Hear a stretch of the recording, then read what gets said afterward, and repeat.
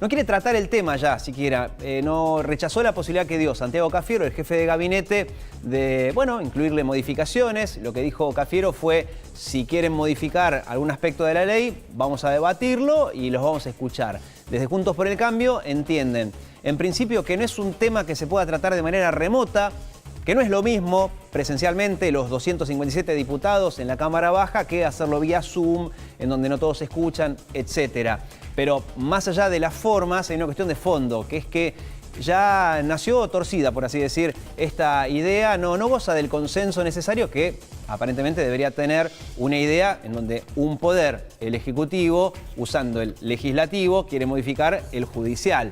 Digamos, da la sensación de que deberían ser cuestiones que tengan un consenso y no decisiones que se terminen ganando por un voto de diferencia. Al menos es el parecer de muchos. Por eso es que nos interesa conocer más opiniones. Tenemos en comunicación a Félix Lonigro, que es abogado constitucionalista. Félix, buen día, ¿cómo le va? Hola, buen día. ¿Qué tal, Diego? Muy bien. Bueno, ahí tenemos la división, ¿no? Juntos por el Cambio dice, no queremos tratar el tema siquiera. Hemos escuchado ya las críticas de la Cámara del Crimen, de la Cámara Civil y Comercial Federal también. Ellos iban más por el lado de, para armar más juzgados federales. Esto lo agrego yo, para disolver el poder de Comodoro Pi, de los 12 jueces y que sean 46, están desarmando otros fueros que funcionan relativamente bien. En principio, estoy reduciendo, ¿no?, la crítica que encontraron los camaristas. No sé, ¿cuál es su opinión? Sí, en primer lugar, tengo mi opinión desde el punto de vista de la oportunidad. Yo creo que si hay algo que no es oportuno en este momento, es avanzar sobre una reforma en el Poder Judicial cuando es un tema sensible y estamos, me parece, en un contexto en el que las autoridades, primero, no debieran fomentar las grietas o las divisiones que generan este tipo de tratamiento de temas sensibles, y segundo, deberían ocuparse a tiempo completo de los problemas de la cuarentena, que son sanitarios, y de los problemas de la economía generados por la cuarentena. No es el momento de tratar una reforma. Ahora, si eventualmente esto es así, a mí lo que me parece es que no era necesario tampoco multiplicar por 2 la cantidad de juzgados, o por 3 la cantidad de juzgados federales en lo criminal y correccional. Tal vez uno podría decir, bueno, si quieren fusionar el fuero penal económico con el criminal y correccional,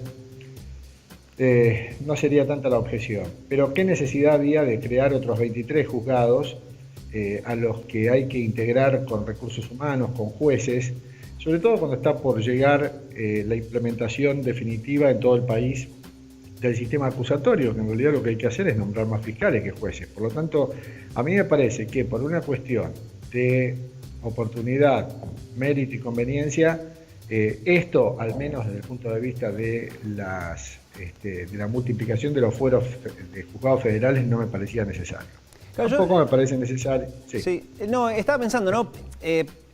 No sé si es muy naif mi pensamiento, pero yo digo, el Poder Ejecutivo modificando al Poder Judicial, que está bien, porque en realidad nos olvidamos a veces que son 3 poderes, ¿no?, los que rigen la Argentina en este sistema republicano que tenemos, me da la sensación que debería hacerse por consenso, sea esta reforma o cualquier otra reforma, ¿no? Incluso sin meterme en el proyecto en sí, la idea de un poder reformando al otro.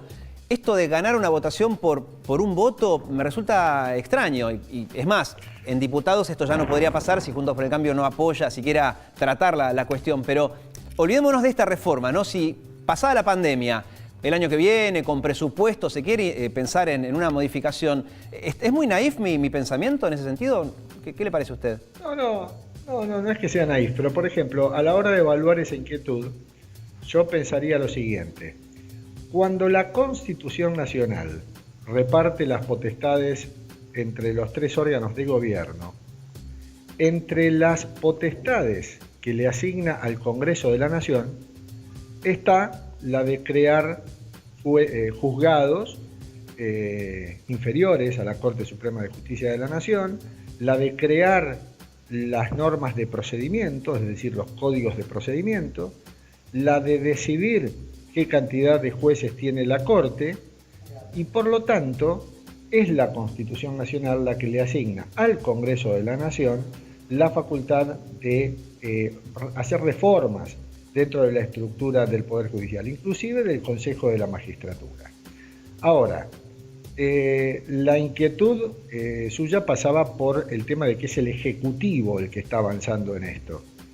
Bueno, yo con todas las discrepancias que tengo con el Ejecutivo en casi todo lo que hace, yo soy un técnico y las cosas las tengo que analizar desde el punto de vista técnico-constitucional. Yo digo, el Poder Ejecutivo lo que está haciendo, más allá de sus intenciones, aclaro, lo que está haciendo es elaborando, hay un proyecto de ley que ya está elaborado y que ya está enviado al Senado, elaborando un proyecto de ley que luego envía al Congreso de la Nación para que el Congreso lo trate. Y también está entre las potestades del presidente, según la Constitución, tener iniciativa en la elaboración de proyectos de ley. Por lo tanto, no veo acá que, al menos inicialmente, desde lo técnico, se estén vulnerando potestades de los órganos de gobierno. No, en ese sentido queda claro, ¿no? Yo simplemente me refería a que a veces ganar una votación por un voto, insisto, sea esta la reforma o si Macri hubiera impulsado otra reforma o un gobierno que tengamos dentro de 4 años u 8, es un poder legislando sobre otro. En ese sentido la Constitución lo permite, porque para eso tenemos 3 poderes que se tienen que controlar entre sí. En ese sentido no hay discusión. Pero me refería a votaciones tan divididas para algo tan complicado como crear nuevos fueros federales o desarmar algunos fueros para armar otros. Me parecía que, bueno, quizás sería ideal que se haga por consenso. Pero bueno, también la Constitución dice que si se gana por un voto, se gana por un voto y es legal y es constitucional. Y aclaremos lo siguiente. Es cierto que lo ideal sería que todo se haga con un cierto consenso y que se debata sin imposiciones en el Congreso. Pero el Congreso es el reflejo, el órgano que refleja las manifestaciones de las distintas voluntades políticas y de las distintas ideologías que hay en la ciudadanía, que se ven reflejadas en el Congreso. Ese es el funcionamiento teórico, así se supone. Y la Constitución, para aquellos temas en los cuales el constituyente quiere que haya un consenso mayor, lo que hace es pedir que determinadas leyes se sancionen con un quórum más alto del normal. ¿Cuál es el quórum normal? La mitad más 1 de los presentes. Claro. Entonces, hay casos en los que la Constitución pide la mitad más 1 de los totales, por ejemplo, para reformar un régimen electoral, para partidos políticos, para la reforma constitucional se pide 2/3. Pero para esta cuestión de reformar la justicia, de crear jueces, de crear juzgados y tribunales inferiores, el constituyente no ha pensado que sea necesario un quórum más alto del normal. Pero claro, también es cierto que no estaríamos hablando de esta necesidad de consenso por ser la cuestión tan sensible, si no fuera porque en la Argentina la independencia del Poder Judicial está puesta en jaque, está puesta en cuestión, está bajo la lupa. Entonces, en la Argentina es sensible este tema, pero en los países en el que el sistema republicano funciona bien, en los que nadie sospecha que pueda haber intromisiones, en los que nadie sospecha de que las reformas se quisieran hacer con un fin non santo, en esos países no se habla de la necesidad de consensos ni que se considera que estos temas sean tan sensibles. Pero la Argentina es un país en esos países no sería tan traumático que una reforma así salga por un voto. Dice, bueno, son las reglas del juego. Acá, exacto, en cambio, se miraría de otra manera. Me queda claro. Le hago una última pregunta, Félix. Sacándolo de la reforma judicial, aprovechando que es un abogado constitucionalista. En el mundo entero, no solamente en la Argentina, digo, para sacar a Alberto Fernández o Larreta de todo esto, en el mundo entero, desde países en donde nadie duda de su democracia, como Francia, por ejemplo, o Italia, por la pandemia, se llevaron adelante estas medidas que salen de un gobierno que dicen, ejemplo, no te podés juntar con tu tío.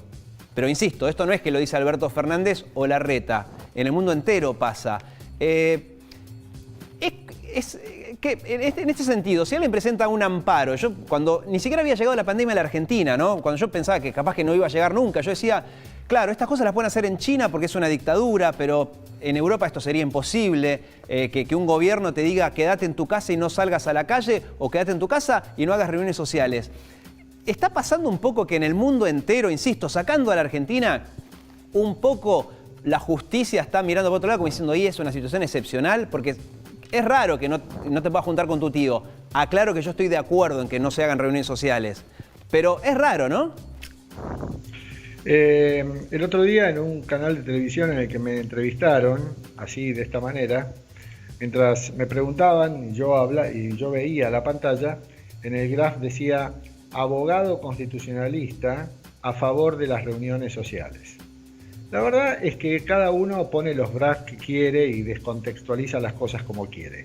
Yo vengo sosteniendo desde hace un tiempo a esta parte que el decreto 641, desde que se sancionó, al impedir expresamente las reuniones sociales, lo que está haciendo es violar arbitrariamente el derecho a la intimidad y la inviolabilidad del domicilio. Porque una cosa es que se regulen mis conductas de la puerta hacia afuera y otra cosa es que expresamente se me diga, vamos a evaluar si usted comete delito en el caso de que usted haga una reunión de 3, 4 personas. Igual, doctor, esto en todo el mundo pasa, ¿no? O sea, a eso me refiero, para sacarle la grieta, que incluso, por suerte, hay una parte que, como está Alberto Fernández y Larreta, dos partidos políticos distintos, que en ese sentido opinan lo mismo, hasta viene bien para que la discusión no se tiñe de política. Pero digo, esto también pasó en Europa, ¿no? En países que nosotros admiramos de alguna manera.